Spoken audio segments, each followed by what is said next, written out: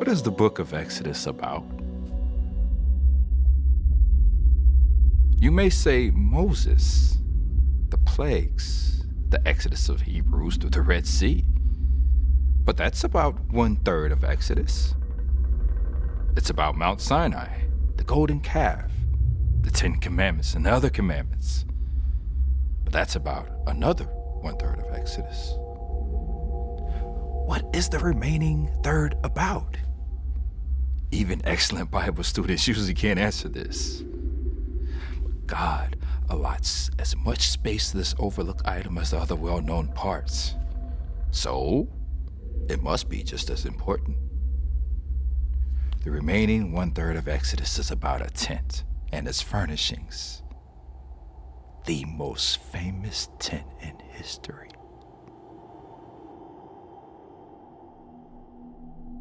Approximately 1/3 of the book of Exodus is devoted to the tabernacle, its construction, its furnishings, and the carrying out of worship services.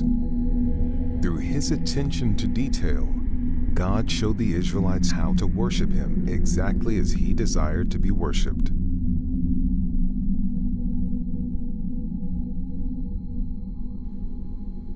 How famous was that tent? More than 3,000 years after Moses, books and movies about this tent and its furnishings will be bestsellers and blockbuster hits. Wars will be fought over the furnishings of this tent. And if any part of it existed today, the pieces would auction for millions and millions of dollars. God lived in his tent for more than 40 years. Well, not full-time, but he did live in it part-time. He made sure that the tent and its furnishings were made precisely to his instructions. And he did not miss out on a single detail. Well, I should know. I designed and supervised the construction of this tent and its furnishings. Do you know the tent? The tabernacle? My name is Bezalel ben Uri ben Hur. Just call me Bezalel. I am of the tribe of Judah, the same tribe as King David and Jesus. I know what you're going to ask me first, Bez. We're a bunch of ex-slaves going to get the cash and materials to build an extravagant tent. Here's where. During the 10th plague, virtually all of the Egyptian families had firstborn sons that died. They wanted the Hebrews gone. In order to hasten their departure, these Egyptian families showered money and other goods on the Hebrews. The Bible says the Hebrews plundered the Egyptians. Now you're going to ask me, Bez, where did a bunch of ex-slaves get the skills to build the tabernacle? And you're asking that question to the right guy. God filled me with his spirit, filled me with the skill and ability and knowledge of all sorts of artistic crafts, from metalwork to jewelry to woodwork. God also gave a friend of mine named Oholiab and me the ability to teach others to be master craftsmen of any skill needed. Now, your question is probably, why do I need to learn about the tabernacle? It no longer exists, and it has no bearings on my life. Well, the first part of that question is true. Kind of. There's no record of the tabernacle existing after the time of King David. However, many of the furnishings existed for more than 1,000 years. Most notably, the Ark of the Covenant. Some believe the Ark still exists today. Like I said, blockbuster movies. Even though the tabernacle was replaced by the temple, even though the temple was destroyed in 70 AD, the tabernacle's meaning still has relevance today. It demonstrates how important it is to have God's house be pure and as perfect as possible, even if that house is you.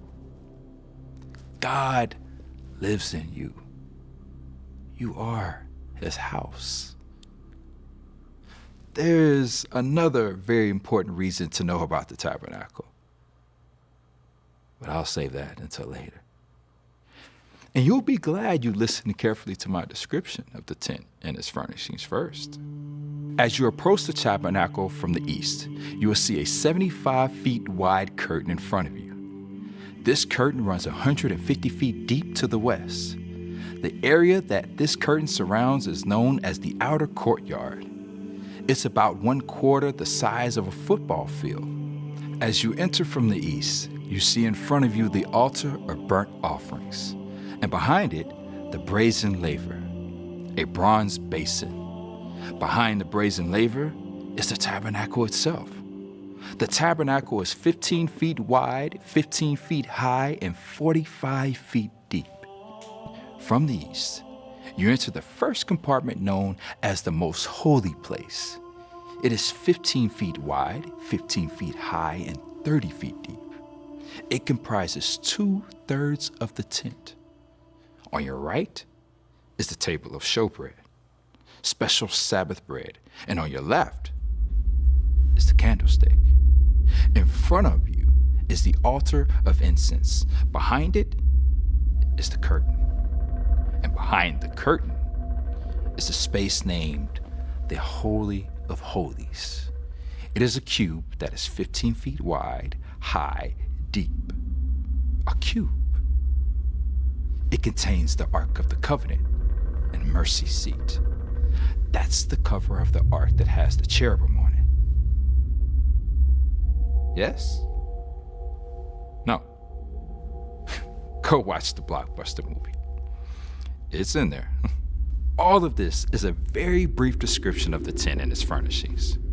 In addition to this are the garments that the priests wear. The brevity of my description completely understates the magnificence of everything. Let me give you an idea of the scale of the whole structure and its furnishings. In total, the project uses 1 ton of gold, 3 3/4 tons of silver, and 2 1/2 tons of bronze. Adding in the cloth and workmanship, the tabernacle today would cost about $50 million. However, the people were so generous, Moses had to command them to quit bringing offerings to build it. And from those weight numbers, you can imagine how hard it is to set up, take down, and transport. It's portable, but not by your standards. And we don't have semi-trucks. God gave very specific instructions to the Levites on how to move it and set it up. You may remember that the Levites are given special privileges to serve God because of how they supported Moses during the debacle of the golden calf. Let's go back to how the tabernacle is made. You approach the outer court from the east. The outer court is made of a curtain of finely twisted linen with silver and bronze hooks and bands. It stands about 7 1/2 feet high. It covers a periphery of 450 feet. It surrounds an area about 1/4 the size of a football field. As you enter the outer court, the altar of burnt offerings is in front of you. It's made of bronze-covered acacia wood. All of its implements are made of bronze.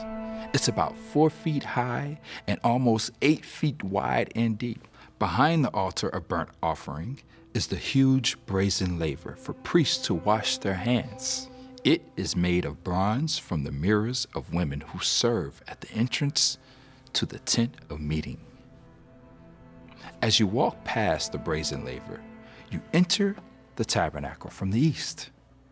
Tabernacle, 15 feet wide, 15 feet high, and 45 feet deep. And it's covered with 10 curtains made of finely twisted linen and blue, purple, and scarlet yarn, which are embroidered in very intricate patterns. Each curtain is about 42 feet long and 6 feet wide. The curtains that separates the Holy of Holies and the entrance are made of the same materials. Over the tent is a layer of goat hair covered by red ram skins, covered by hides of sea cows. All fabrics are held up by acacia wood frames and posts with gold, silver, and bronze loop stands and bases. As you enter the tabernacle from the east, the table of showbread is on the right. It's made of acacia wood and overlaid with gold. It had loops of gold with poles of gold-covered acacia wood to carry the table. All of its plates, bowls, and dishes were made of gold. The candlestick, or lampstand, is on your left. It is made of about 75 pounds of gold. It has 7 lamps, and everything is intricately crafted into exceptional, distinct designs. In front of you is the altar of incense. It was about 1 1/2 feet wide and deep, 3 feet high. It was made of gold-covered acacia wood. Behind the curtain is the space known as the Holy of Holies. Inside of it is the mercy seat and the Ark of the Covenant. The mercy seat is the lid for the Ark of the Covenant. It's made of gold. It's about 4 feet long and over 2 feet wide. On this are 2 cherubs made of gold. The cherubs are placed at each end, facing each other with wings upraised. The mercy seat is where God appeared to meet with Moses. The Ark of the Covenant contains a gold jar of manna from the Exodus trip, Aaron's staff that budded, and the 2 stone tablets of the 10 Commandments that Moses brought down from the mountain. It's about 4 feet wide and a little over 2 feet deep and high. It's made of acacia wood overlaid with gold inside it and out. It has gold rings for poles of acacia wood that were gold covered and used to carry the ark. Solomon placed the ark in the temple, but at that time it only contained the 2 stone tablets. The last specific mention of the location of the Ark of the Covenant in the Bible is when it's placed in the temple built by King Josiah. In addition to the tent and its furnishings, God gave very specific instructions about how to make the garments for the priests, including the ephod, the sleeveless garment they wore, and breastpiece. After the tabernacle's completion, Moses inspected it in fine detail before approving it, and then he blessed it and presented it to the Lord. The Lord had us set it up, and the most amazing thing happened. The cloud descended and covered it, and the glory of the Lord filled it. For a while, even Moses could not enter to meet with the Lord. It was too much power and glory for a human being to withstand. From that time on, whenever the cloud would lift, we Levites would pack it up, the tent and the gold and the silver and bronze, and follow the cloud. Whenever the cloud settled on the tent, we Levites would stay put with the rest of the people. The cloud of the Lord was over the tent by day, and fire was in the cloud at night. This was in sight of all Israelites throughout all of our travels. What could possibly be the very important reason to know about the tabernacle? According to the writer of the New Testament book of Hebrews, the tabernacle is a shadow and copy of what is in heaven. That's why Moses was warned to build it exactly to the specifications and the instructions God gave him on the mountain. It was heaven on earth. And I assure you, I built the tabernacle exactly according to those instructions. Heaven on earth.